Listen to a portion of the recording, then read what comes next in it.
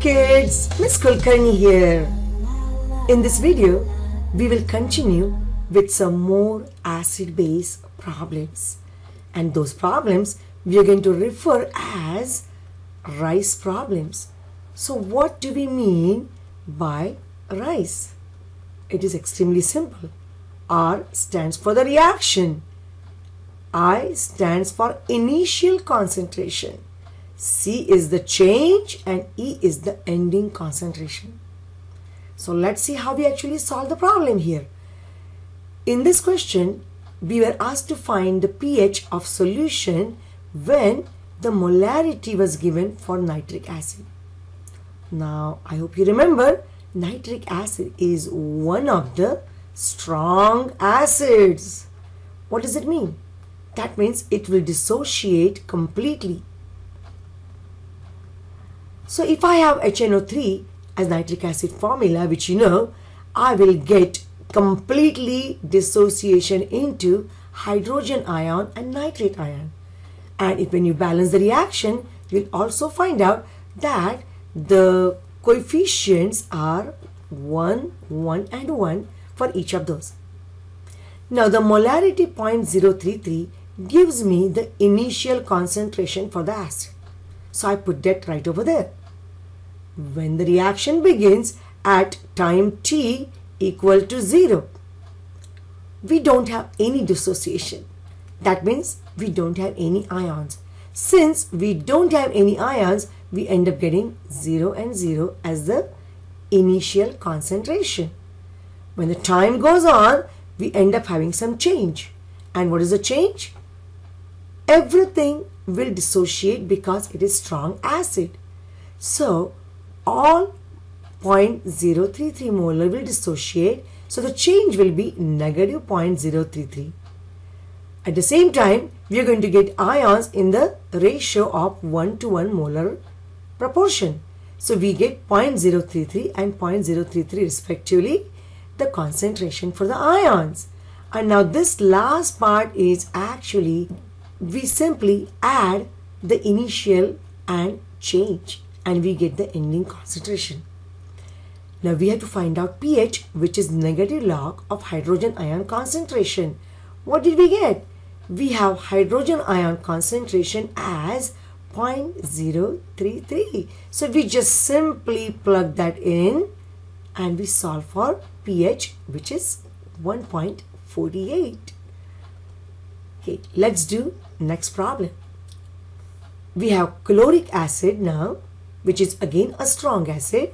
So if I want to get the reaction, my reaction will be HClO3 forming hydrogen ion and chlorate ion. And then I know the molarity is 0.050. That means I'm going to put for initial 0.050. In the beginning, I don't have any of the ions formed. That means that is 0. Then there is a change. When acid ionizes, we get everything dissociating. And then again, if you look around, the ratio is 1 to 1 to 1. So we are going to get 0.050 moles for each of the ions. And then when we add those, we end up getting 0, 0.050 and 0.050. What do we have for hydrogen? That is the concentration for hydrogen ion. And now pH is simply negative log of hydrogen ion, which is negative log of 0.050. And if you calculate that, what do we get? We get 1.30 as the value for pH. Okay, let's move on to the next problem. Now, calcium hydroxide is a strong base. So again, if it's a strong base, it will completely ionize. Let's write down the reaction. It is CaOH2, because calcium is positive 2 and OH negative 1. When it ionizes, we get calcium positive 2 ion. And how many hydroxide ions we end up getting? That is 2. So that's our balanced reaction. The molarity is given. So in the beginning we have 0.0682. No ions form, so it's 0, 0. As it ionizes, we get negative 0.0682. Now how many ions will we form? Look at the ratio again. This is 1, 1, but this is 2. So when we write the ratio, this is going to be 0.0682, but this will be 2 times 0.0682. So how much is remaining here? 0 remaining. This will be 0.0682 and this will be 0.1364. When you multiply this by 2, that's what we get. Okay. Now we need to find out the pH of solution. But what do we know? We know the hydroxide concentration there. So we can actually find out pOH, which is negative log of hydroxide concentration. That's negative log of 0.1364, which comes as 0.865. And then pH will be simply 14 minus 0.865. That gives you the answer as 13.1. Okay, let's move on to the next problem. In this problem, there is hydrobromic acid, which is again a strong acid. So when we get the reaction, that will ionize completely to hydrogen and bromide ions. Now we don't have the value for molarity.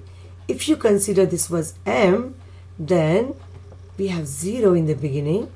It's strong acid, so everything will dissociate and we will end up getting M and M for both because we have 1 to 1 to 1 as the ratio.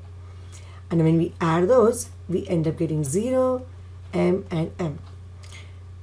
Okay, let's go back.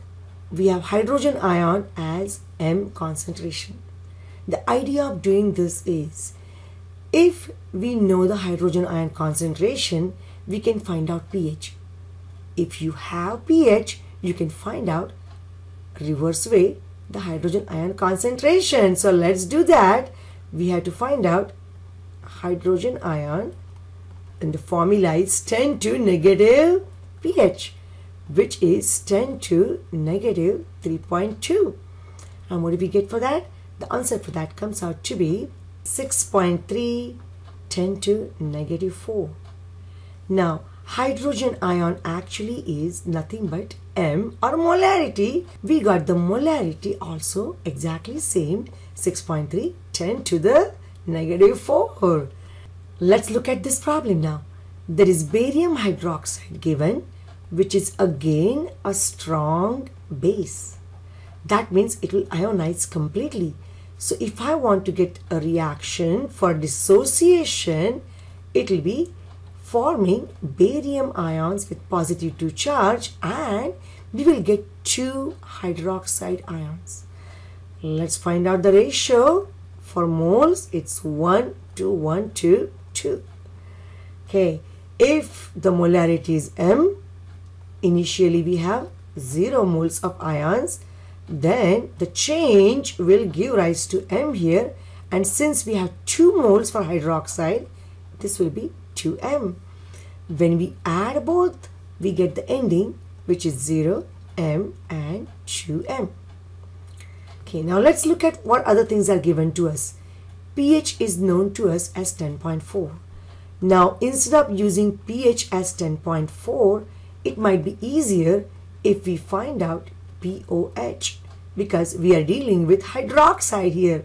So pOH will be simply 14 minus 10.4, and that one is 3.6. If you know pOH, we can find hydroxide concentration, which is simply 10 to negative 3.6, and that is equal to 2.5, 10 to negative 4. Now be careful. What we have, hydroxide, is nothing but 2 molar. So if 2 molar is equal to that, then molar, 1 molar will be equal to that divided by 2. When we divide that by 2, what do we get? 1.25 10 to negative 4. That means the molarity initially was nothing but 1.25 times 10 to negative 4. Let's do some more problems. Okay, in this problem, we have to actually find out the molarity. But before that, let's complete the reaction. It is potassium hydroxide. So we got the reaction as K plus and OH minus. Now the remaining part is 4.5 grams is given and is dissolved in 500 milliliters of solution. So we need to first find out what is the molarity of the solution. Molarity M is equal to mass divided by molar mass and the entire thing divided by the volume in liters. So how much is the mass? Mass is 4.5 grams. Molar mass for KOH, when we add that, the molar mass comes out to be 56.1. And 500 milliliters, when we convert that to liters, that comes 0.500 liters. When we solve that, we end up getting the answer as 1.6 10 to negative 1. If molarity is M, these two are 0, and as it changes, we end up getting the final concentration as M and M. In fact, molarity is that number which is hydroxide concentration. If I know the hydroxide concentration, I can easily find out pOH. That will be negative log of hydroxide concentration. And when we solve that, that comes out to be 0.796. And then how do we get pH? That is simply 14 minus 0.796, and that will be 13.2. So I guess you mastered all acid-base calculations. I will see you in next video. Until then, bye.